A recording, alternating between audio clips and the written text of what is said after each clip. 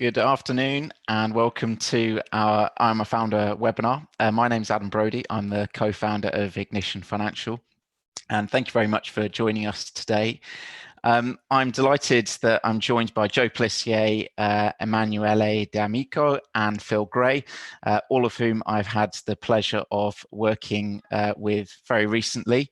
And today's topic is how market research and competitor analysis can boost investor confidence. Now, from our positions advising some of the country's fastest growing innovative startups and scale-ups, we see a lot of pitch decks and we hear a lot of founders who are pitching their businesses for, often for the first times or before they're about to go in front of angel, high net worth or venture capital investors. And one of some of the feedback they get from investors and also from us is around credentializing or substantiating some of the claims they are making. So I think everyone will be aware of, yes, you do need to identify what the problem is and what the solution is. The best ones will identify why now, why is this the time to do so? Why hasn't it been done before? And also not just who the competitors are, but what are the alternatives to do this? The very best founders and entrepreneurs, however, will have secondary market research, and that can be from things like the Office of National Statistics or looking at market size data. But what separates, I think, those from the very best pitch decks and or pitches in general are those that have undertaken some primary research and really got to understand their customers and what their pain points, problems and solutions are. And is maybe through qualitative research or, for example, focus groups or quantitative research. And I'm going to pause now because I think we've got a poll to flash up. So if Stu, you could put that up. If you wouldn't mind answering a couple of questions here, and we can put the results up later. Perhaps we can, each of our panelists can introduce themselves. Joe, if you wouldn't mind introducing yourself. You're on mute, Joe.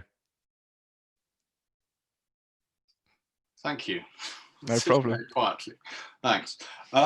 Yes, Joe Plissier. I'm a marketing and communications consultant. I advise businesses on helping them get their proposition, but also working out the strategy. An important part of that is actually working out brand identity, and in particular tone of voice, was I think increasingly for me online, how you differentiate your brand is quite often by tone of voice. But quite often the starting point is about understanding what your proposition is and then going on to validate it. Thank you, Joe. And Emanuele? Hello. So I've been working with Ignition for 2 years now, doing kind of everything marketing, but mainly writing all the content in our newsletter and blog. So I spent a lot of time doing secondary research, looking at market data, trying to kind of analyze trends and stuff like that. So secondary research is a big part of my day. Thanks, Manu. And for those of you who may not know, Joe and Manu are the brains behind the excellent communications that we've been sending out through COVID-19, and particularly the lockdown phases, and particularly all around the funding techniques and helping our clients and advisors and those in our community navigate all of the funding options there. So and I can also say that Manu, some of Manu's blogs that you've been writing, particularly on the research you've done on SaaS metrics, multiples and exit valuations, have been highly successful as well. And last but no means least, we've got Phil Gray from Consultation. Phil, you're on mute as well. Phil, you need to turn the mute. There you go. Apologies. Yes, I'm Phil Gray. I'm a market research and insight expert, formed my own company Consultation a couple of years ago.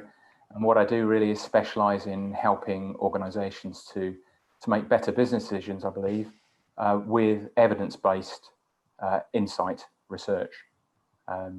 So that is typically primary research.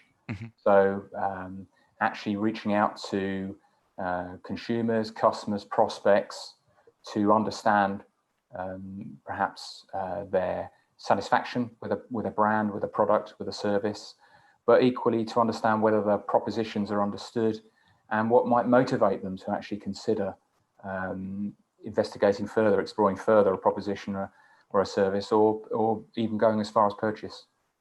That's right. And Phil, I remember in a previous life, in a corporate which Stu and I worked in, we were looking at developing an app for pet owners and pet insurers, and the group that we were part of had engaged a large management consultancy organization to do a similar exercise for car owners, and we engaged with you to really look at the usage and attitudes towards if we were to build this app and what the features were most valued. And I think that was valuable in, I think we had something like 3,000 responses from pet owners who also had pet insurance, and we used that information to prioritize the development and building of our MVP, and also in selling into insurance companies. And that data credentializing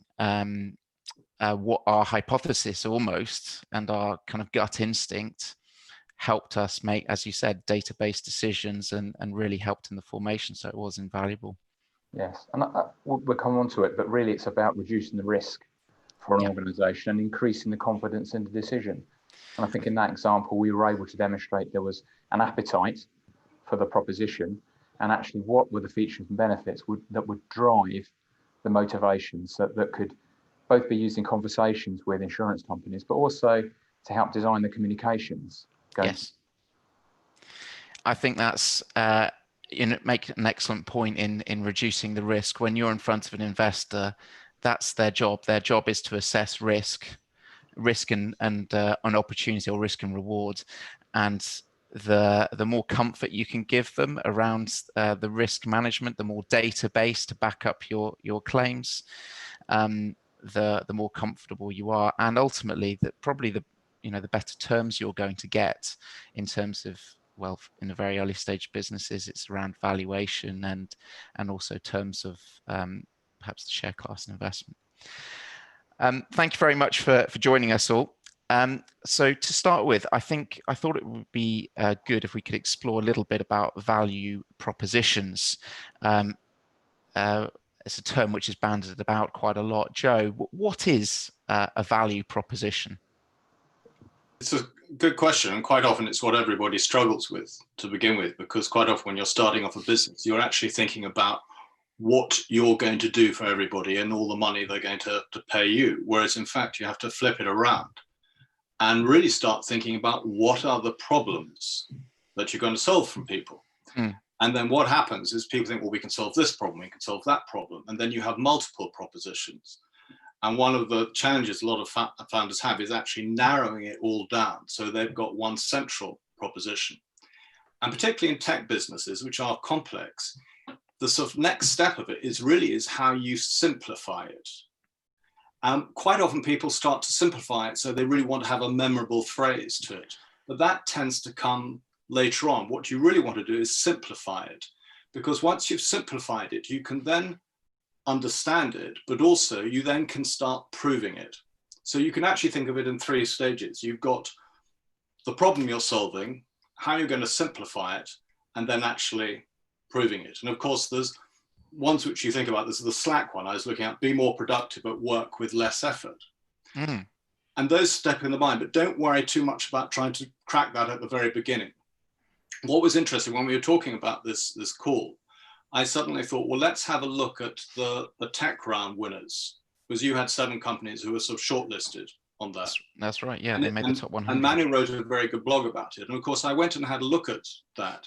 And it's actually no coincidence that if you go onto that blog article and then you visit some of the sites for those winners or those shortlisters, they've actually got very clear propositions. I think particularly a company called Perlego, which was learn anything effortlessly, unlimited reading for less than a price for a single book, which is a learning and a cost proposition.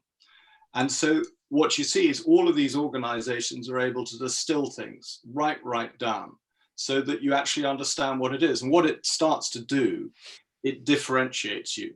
And that's obviously always the big challenge, is differentiating yourself from the competition. So that's value propositions. Phil, on value propositions, is this something that you would work with entrepreneurs or even corporates for that matter on honing their value propositions or testing their value propositions? And how might you go about that? Yes, definitely. Yeah, Adam. I think just as Joe was saying, that one of the issues really, and we've seen this in research and in discussions with businesses as well, is that it's very difficult to write a very clear, simple proposition, and yet it's the kind of frame of reference or the anchor point that the audience, your audience, has with respect to your brand or your product or your service.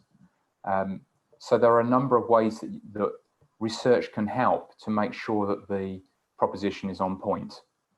You could, for instance, do some qualitative discussion groups and focus groups, as they're also known, where you bring together people within your audience, and we'll come on to this as well. You need to know who your audience is, first of all. Mm-hmm. Bring together your audience in a room and let them have a discussion around the brands that are in the marketplace or the products and services that are out there, and obviously the audience fits your target. And out of that, try to start to understand what the issues might be, what problems need to be solved, and the language that is used by consumers or businesses, organizations, etc. What language do they use? Because sometimes the proposition is otherwise it's written very techy, it's consumer speak, it's not plain English. And that's really important to make sure it's plain English, because our brains really want simple information so that we can process it very quickly. None of us want to work too hard at trying to understand what does this mean, what problem is it solving. So ideally, it's got to have some element of features which should translate into benefits. Yes. And what's the real advantage to in how it solves the problem. The project you were talking about, Adam, earlier that we did together on the Pet app, and something I did very recently for a fintech client as well in the UK and South Africa. We worked with them it was a fast turnaround project, so we had to work with them to write what the proposition was, which was more of a category proposition, because it's a growing category, fairly new. So we wrote the description, agreed it together, and then tested it to see, did it have appeal? Did it have appetite amongst the audience? And if so, why? What was liked? What was disliked? And then also, did it feel that it was unique and different to other similar adjacent categories? Did it feel new? Was it relevant to them? Those kind of comprehension type measures. Mm-hmm. But moreover, then actually take some of the elements that were in the proposition and others that are the points of difference as well as points of parity, and test them as motivators to say, actually forcing people to compromise and trade off on different features and benefits to say which one of these is most important to you. And with that, you get a hierarchy that you can then use to help hone and fine tune the proposition, as well as, take that forward with an expert like Joe to say, well, actually, how do we communicate this to our audience? That's a really interesting point, because Manu, how many pitch decks do we see which have a market map, and always the business which is pitching will be in the top right quadrant on its own, strongly differentiated. How often do we see that, and what kind of things do you think that some of our founders may be able to help here kind of stand out and differentiate?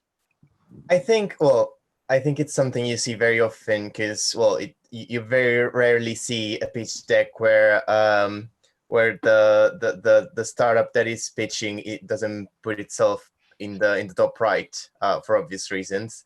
The main thing is that it needs to be kind of validated, and Well, the added difficulty for growing startups is that it can be hard to find a value proposition Yep. that can stay the same for long enough, kind of to make sense to the consumer, because many startups grow so quickly and often kind of pivot to another market or expand, that it's not rare that the value proposition kind of grows old. I feel like that's kind of happened to Ignition as well, a number of times now. Yeah. So so that's another difficulty, and well, I think what makes a good pitch deck in that sense is really kind of validating and showing kind of data-driven methods and processes that like give a reason why you should put yourself in that top right quadrant. I think, sorry, go for it, Joe. But yeah, can I just add something as well, and that's sort of linked to sort of what Manu was talking about. Quite often when people have multiple propositions, they feel they've got to have them all there on their website. Yeah. And so you get a rolling carousel at the top, or a hero banner, whatever you want to call it, with all of these different propositions. And quite often, if you look at those and then compare those to the organizations which don't have a rolling banner, but just have a very, very clear message, they're actually more easy to understand and follow than the other ones have multiple ones. Mm. And that actually is a reflection of confidence as well, because the other propositions will follow through from the main one. So this is very interesting, because at the beginning, I talked about, almost every high growth business has a pitch deck with problem, solution, why now, and the competitor alternative landscape. And on the competitor and alternative landscape, it is always the opinion, I think it's almost always the opinion of one or two people in who goes where. And it's normally, it's highly subjective, because it's normally the entrepreneurs who've done that. But where I've seen working with Phil, and also with in the past with qualitative UNA studies, is doing focus groups and also data or quantitative research to understand, look, this is what your customers think of the competitive landscape. Here is the gap for the value proposition, and this is the market telling us this is where everyone is, not our opinion. And that would carry a huge amount more weight and perhaps de-risk in a pitch. And I'd love to see a number of our clients, as they grow and develop and go for those big venture capital investment rounds and potentially private equity rounds later on, is to have this data there to support and credential or substantiate their positions. Perhaps we could move on now to market validation. How, this is a question to all three of you. How would one go about validating your market? Okay, Phil, maybe you can take this one first. Well, I think it comes back to the point you were raising before, Adam, and also supported by Manu, is that I think you've got to start with some kind of market segmentation. Mm-hmm. So you can do that from secondary research. You can look at information that is already published and out there from established bodies like Statista, as well as the ONS and others as well, like Gartner and IRI, for your category. So start to understand what's the competitive landscape and where might you fit within it.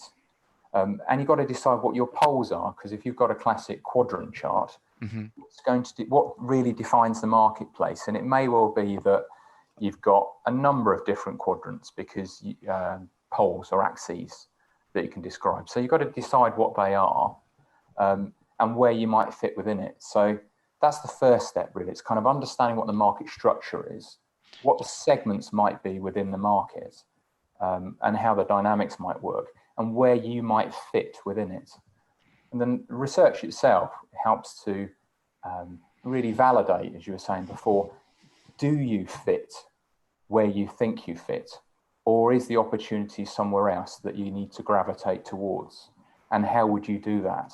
So research will tell you where you're strong, where you're weak, where others are strong, where they're weak, helping you to kind of fine tune where you should move to, and also help with your proposition development as well, because then you start to understand the market dynamics. Okay. And I know a lot of your clients and perhaps people on the call today are very tech focused, have a tech background. So I think one measure within that is where you fit in terms of the technology adoption life cycle. So what element, how developed, how mature is the market that you're trying to either move into or to launch a product or service within? Because that will start to tell you how difficult it's going to be in terms of whether it's kind of very early adopters through to very mature marketplace. Okay.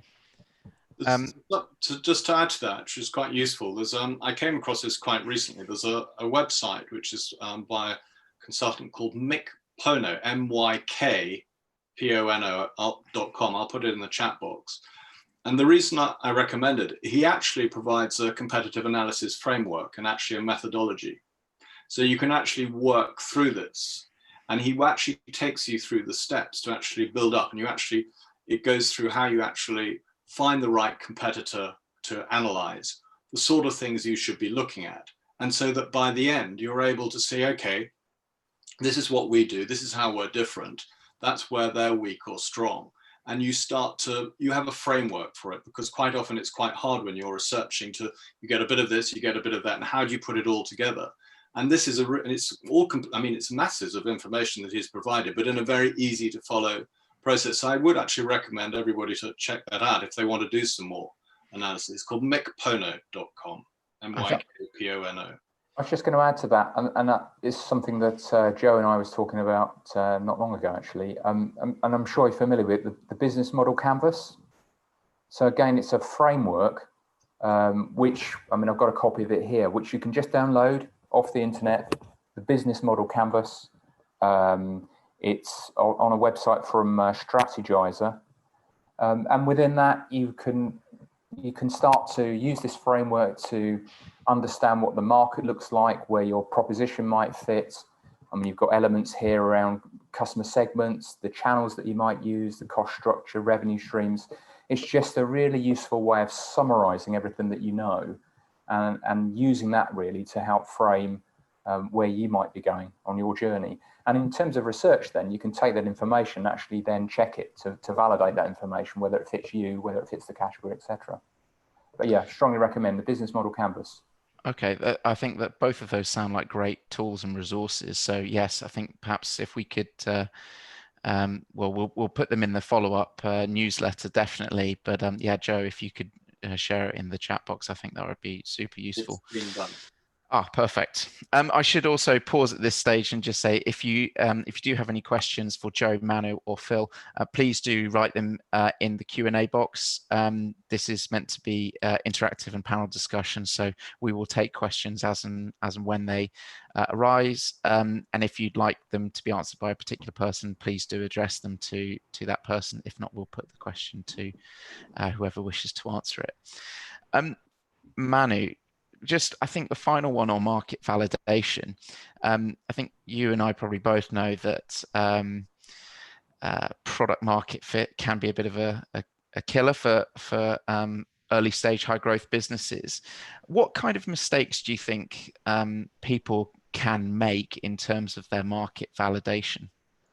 Well, I think what's hard about validating your market is that you're effectively looking for a gap in the market. Yes. And it's very hard to find kind of hard evidence of something that is not there effectively, because in almost all cases, when a company wants to disrupt the market, they come up with an alternative solution that they think is better of something that already exists, but it's different from their solution. So music streaming, for example, substituted iPods and MP3 players and Yeah.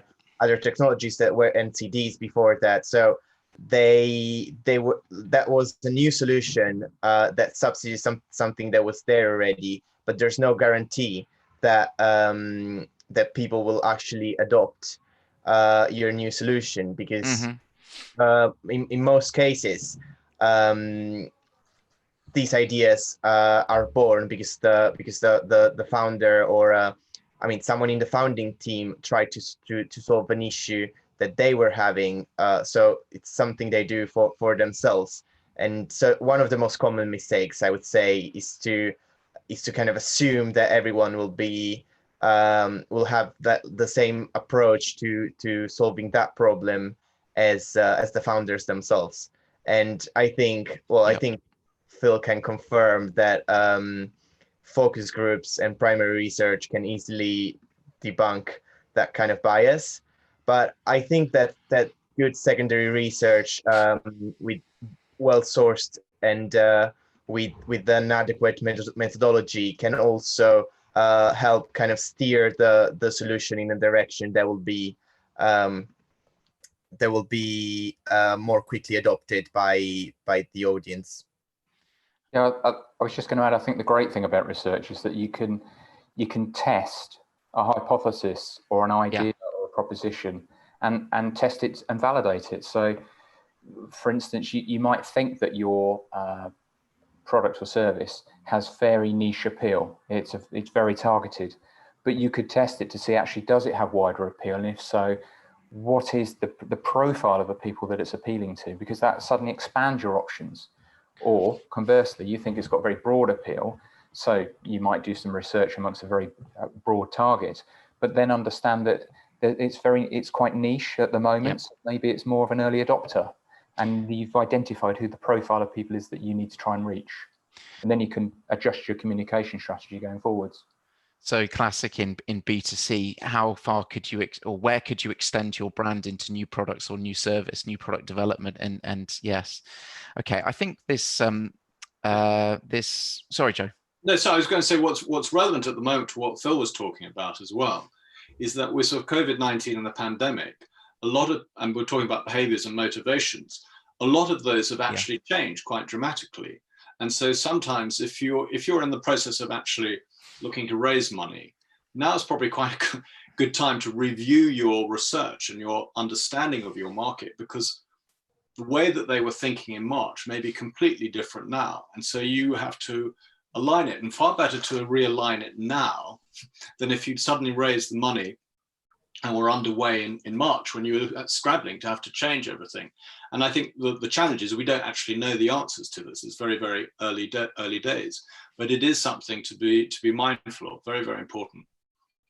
I think that's a hugely important point at the moment. You know, almost everyone has a different mindset and approach to work to life at the moment. So your customers' views are going to be changing as well. So this is the right time to be checking you're on the right track, and whether you need to use that well-coined term pivot. Maybe we could talk a little bit now then about research and some research tips.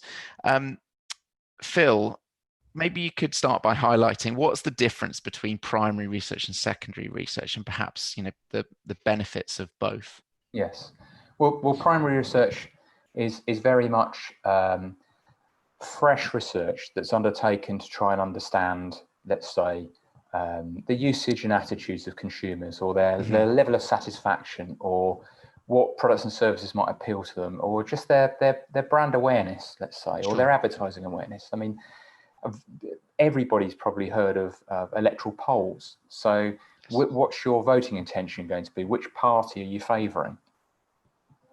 So that's kind of primary research, whereas the secondary is, as Manny was saying, really, it's kind of going to other resources that already exist. Often you're doing some data research online, and you're looking at information that was primary research, but it's been documented and it's kind of more in the past, as opposed to contemporary research, which is primary. And there are two main forms of primary research. You've got qualitative research, which is, in the simplest terms, is talking to a few people in a lot of depth. So you get quality of information. So focus groups, for example. Like a focus group. Yep.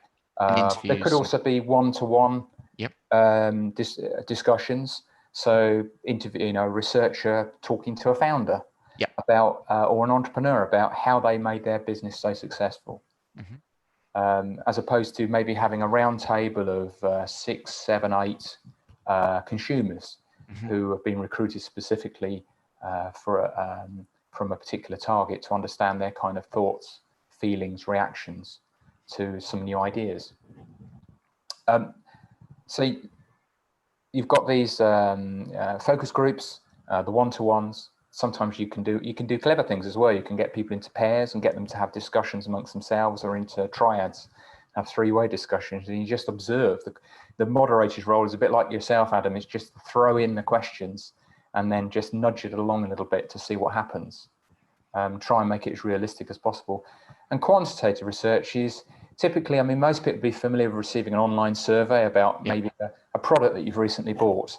You know, how satisfied are you with this car that you've just bought, with this lawnmower or this holiday, if we were so lucky to have just had one? How did it work for you? And sometimes you receive them, which is very interesting actually, and quite a bit of work I've done in the past is around, it's called lost sales, but really it's a lost opportunity. Sometimes those opportunities continue to exist. It's just at that point in time, that customer is not ready to buy. So don't let them go. Try to understand when they might be back in market and what might motivate them to go ahead with their purchase later. So you've got this kind of online research. You've also got face-to-face research.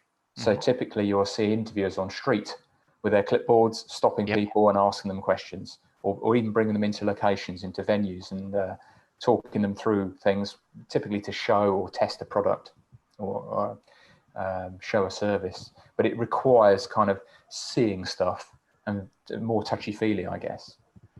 And also telephone research. We've probably all been exposed to getting a call to ask our opinion about something. Political polling is often done by telephone now. You have to be a bit careful here, because sometimes those calls are not genuine at all. They're people, what's called sugging. They're selling under the guise of market research. And it's typically, double glazing or timeshare somewhere.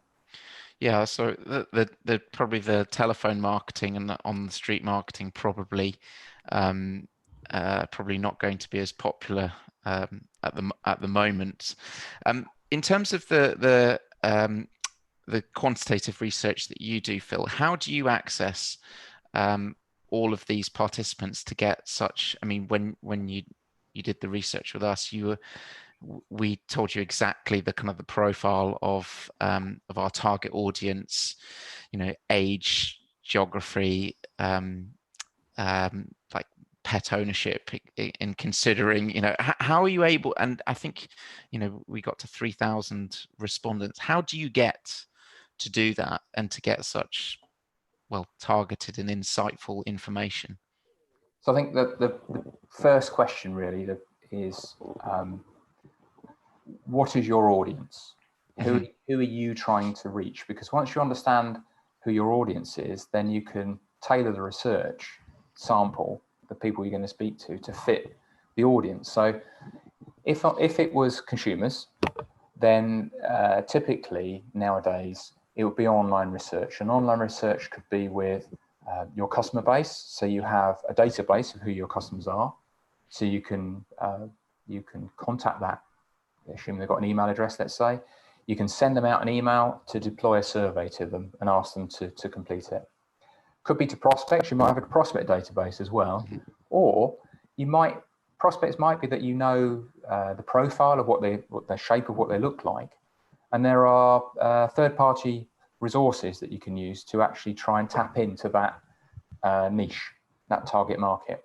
One of which are online panels. So when we did the pet app, I worked with a specialist online panel provider, sample provider, who have, claim to have 1 million people on their panel who voluntarily signed up. They're double opted in.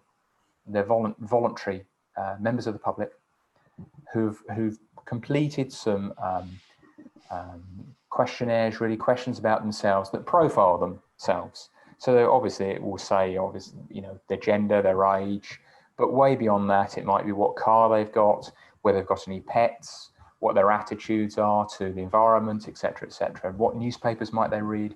So there are literally dozens of different profile type questions. So what you can do with that is you can actually just dig deep and look for the target market you're interested in. So in our case, it was, I think we had a balance of male and females, particular age group we thought this product might appeal to, but the prerequisite really was that they had to own a pet. And that pet really needs to be a dog or a cat, or perhaps something, perhaps a large animal. That's right. We excluded goldfish, didn't we? We did exclude goldfish. I think pet birds were okay, weren't they? Parrots, like that. But yeah, goldfish were out. So you can actually go through this million panel, and you can pinpoint and identify people that you can invite to the survey. And as I say, essentially they receive an email invitation. It's totally voluntary whether they take part or not. And the clever thing is to re-profile them to make sure they still qualify. And you make it a bit disguised, so it's not obvious that it's going to be a survey about your pet or insurance or an app that's related to the two. Okay. It's kind of disguised before they get in. What you do need to do, though, is you need to be mindful of things like GDPR these days, because you cannot overstep the mark. Respondents have got levels of privacy that need to be respected. So you need to work with a partner who is fully GDPR compliant, especially if you are researching from your own customer or prospect database. Have you really got the permission to contact these people, even for market research purposes? Yeah. And you need to be aware of where the source of the information came from. With a panel provider, they're all fully signed up and regulated. So you're guaranteed that it's you know, it's a regulated environment of sample people that you can speak to. I think that's an excellent point, particularly on GDPR. Manu, I know you do a lot of secondary research in your role and the content that you produce. How do you normally go about selecting secondary data sources that you would use to provide insights to the readers? So well, there's a couple of different ways. Usually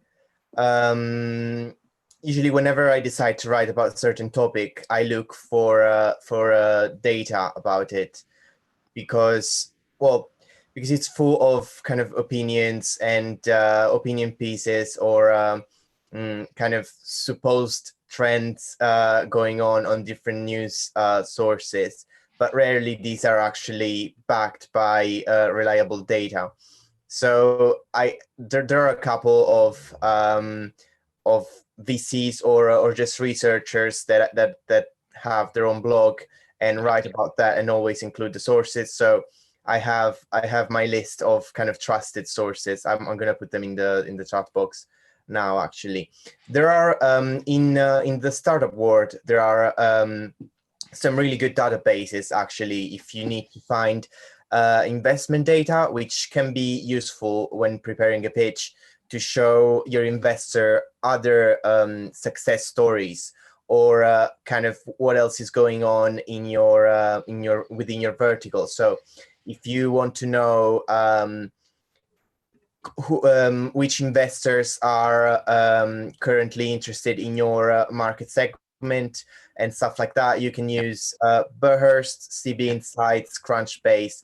These are the main three, really, and Burhurst is the primary one for the UK. Yes. It's a really, really good thing about kind of running a business in the UK in this sense is that I think it has one of the most transparent information systems, which is basically Companies House. So what a platform like Burhurst does is actually mining data in Companies House and kind of display them in a digestible way. But if you know who your competitors are and you have a list of like 5 or 10 of them, you can actually go into Companies House and see the kind of cold hard data of the accounts they file and stuff like that. So that's massively useful. There are also one of the most reliable sources, in my opinion, are VCs who also publish their own research. Yeah, what Because a great suggestion. It's if you're going to be pitching to investors, why not go to the investors themselves and have a look at their research?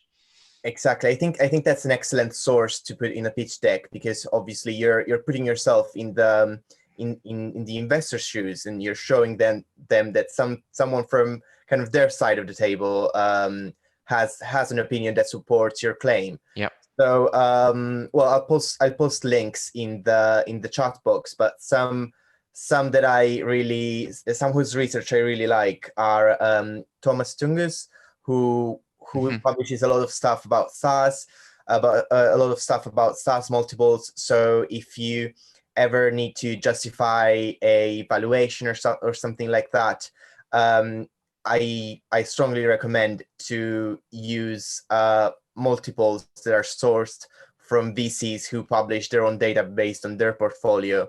Because in that case, you kind of start from the investor's point of view, and it's kind of harder to argue your point.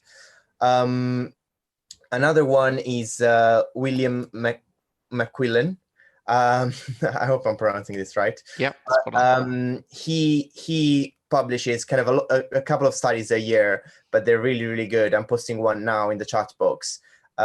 This one was basically, he mined data from 600 companies that he rejected to kind of reverse engineer what makes companies succeed or fail. And I think that was a really insightful piece, because it shows that there are some kind of features in a pitch deck that you may kind of overlook, and but actually are really important, like the strength and the chemistry of the founding team, for example, which came out to be one of the main drivers of success. I think there's some great suggestions, and also thank you for sharing those sources, man. It's really good.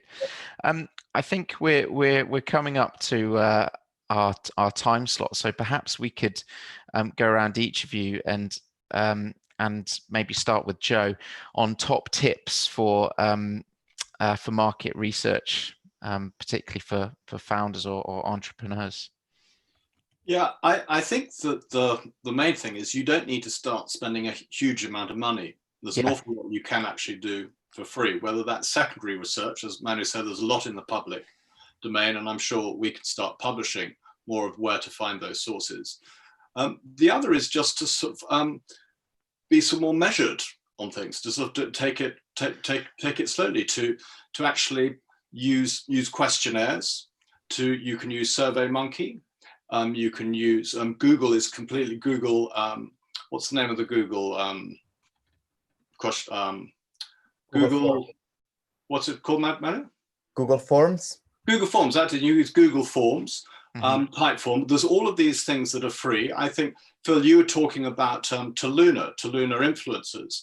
There are lots of things out there. Start to use things as free as much as possible. Yeah. The other thing which I think is going to be really important now is try to use more video. Get people to use more sort of user-generated video. Encourage people to record their own thoughts and feelings, particularly at the moment. Everybody seems to love doing this. It's always on, TikTok, Instagram, all of those things, and tap into that and see if you can get people to start to share how they feel about things. Okay, I like the video idea. I wasn't expecting that.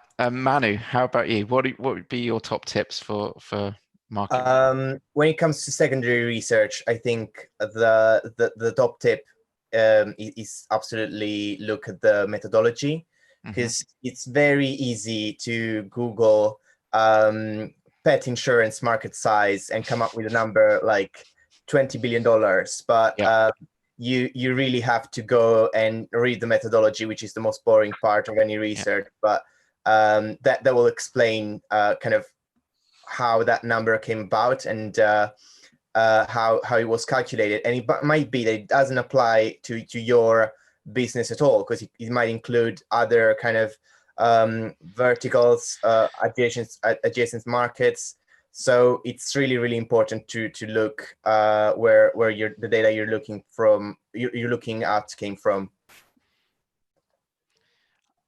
Thank you. And I think I would add to that, checking that as well as the methodology, but reliable sources, so credible sources that people will have heard of. If not, they are, for example, venture capitalists or well-known entrepreneurs in this space. Phil, top tips? I'd absolutely, to build on Joe and Manu's points there is, and yours, is reliable sources, because it's so easy to Google something and take a number out of it and think that that's a good number, a safe, robust number, even when it's from a secure source. So a good example was when I was working on the South African project, I was trying to work out the size of the total addressable market. So what's the total size of the market? And then within that, within the target that the client was really focusing on, what was the size of the opportunity there? Yeah. And if you change the number at the top, it kind of, it's like a fountain really. It kind of works its way through, and you get the wrong number at the bottom. And if you look at some census data and you don't look at the date when it was published, you're suddenly looking at data that's 10 or 20 years old. And you take a market like South Africa, where the population growth is much higher than it is in the UK. It makes a massive difference. Suddenly you're moving from, several 100,000 people to millions of people. So the opportunity is so much bigger. But in terms of tips, I've got endless amounts of tips, to be honest. But if I just focus on a few, really, is firstly, start with what are the business questions that you've got. So make sure you really clearly define what those are, because they then feed into what the research questions will be. Really identify who your audience is going to be. Is it, for instance, the general public? Or within that, is it people who tend to buy a new car? And how frequently does that? Do they buy a new car in the last 3 years? Or are they planning to buy a new car in the next 3 years? And actually, if they're new car buyers or new car intenders, does that mean you're looking for people who are going to be buying electric vehicles or considering electric vehicles, which is the way the market is heading at the moment, with the ban on the internal combustion engine in the UK market from possibly 2032. So think about your business questions, think about who your audience is, and that helps to define how you're going to reach them. Is really online the best way of getting to them? Is if they're a business organization, is it business to business? Typically, the more cost effective and appropriate way to reach them is by telephone. Bit more difficult at the moment, obviously, because people are working from home more so. But even if you were to ring a lot of business numbers, they will have some system in place that will reroute the call through to, the person working at home or a team of people working at home. There'll be ways and means of contacting them. And there are still, believe it or not, still a few postal surveys that take place where you can mail people a questionnaire to fill out, or even send them a letter with a link so they can complete it online. So moving on from that, you've got issues around GDPR, which I'd urge anybody thinking of doing research to really carefully consider, because the fines, if you don't follow the regulations, are punitive. Think about the length of the interview. Personally, I really don't like interviews that go beyond 10 minutes, because I think respondents get easily fatigued. You need a fairly short, snappy interview that has lots of interesting questions within it that are engaging, not too complex, that are too onerous in terms of brain power, but at least break it up. They're not just endless lists of grids that go, how much do you agree about this? How much do you agree about that? You have maybe a little bit of that. You've got your yes, no's, you've got brand lists, you've got little tasks that you give people to do. Make sure you ask any eligibility questions right at the start. There's nothing worse than finding you're halfway through an interview and you answer a question and you're thrown out. From a respondent perspective, that's really bad news, particularly for a customer. Establish it at the start and apologize and say, thank you very much for taking part, but on this occasion, you don't fit for whatever reason. Think about the language. Make sure it's plain English. Make sure it's easy to understand. Avoid industry speak and buzzwords. Make it unambiguous. Think about the content. I think we just touched upon that. The flow, the order. I've seen questionnaires where you ask people, which of these brands are you aware of? And then you ask them, What brands are you aware of? So you move from prompting them to asking them top of mind. And obviously they're going to transfer the brands that have just seen a list. It's easily done, should be the other way around. You ask spontaneously, what can you think of top of mind, what brands, and then actually which of these brands are you aware of? Yeah. One of my really big top tips is if you do some research, test it, pilot it on your friends and family, test it on people at Ignition if you're a client. I'm sure if it's a short interview, I'm sure they'll be willing to just test the interview to make sure it works from their perspective, to wear the shoes of the customer or the business, whoever it's appealing to. And then if you do go live, do a soft launch. It's worth just spending another couple of days where you just send maybe out to 10% of your sample just to check that everything is running nice and smoothly. There's nothing worse than deploying a whole survey, getting 3,000 responses back and discovering that you missed a question out, or there's some routing, some filtering that goes on that isn't working properly. So test it and soft launch it, just pilot it. And I think that really is, the key top tips I've got. Okay, well, thank you, Joe, Manu, and Phil. Having worked with all three of you, I know I would recommend all three of you, but Joe and Phil, I know your agencies well, and I know that you very kindly offered to give free consultation to up to 3 of our Ignition Financial clients. And I would highly recommend taking that offer up. And if you would be interested in speaking to Joe or Phil to see what you could do for your business and to improve your value proposition and some market validation advice, then I would encourage you to take up that offer, and do send me an email, or you can reply to the newsletter which will go out following this, and just let me know. And I think the first 3 will probably cut it off there. I'll put in touch with Joe and Phil, and you can get some valuable insight and advice there. Yes, it's really just if people want help fine-tuning their propositions, because everybody knows there's all sorts of things going on, we can look at it, we can help them to narrow it down. And then, we can then, with Phil, we can say, well, actually, why don't you do a little bit of research in order to validate this, in order so that you're lined up properly when you're approaching investors or banks or anything, and you've got it all sort of tickety-boo. I think, Joe, I'm going to ask you whether we should be doing some of this after this call. Okay, thank you very much, everyone. Thank you, Joe, Manu, and Phil. Have a great weekend when it arrives, everyone, and enjoy the weather. Okay, thank you. Thank you.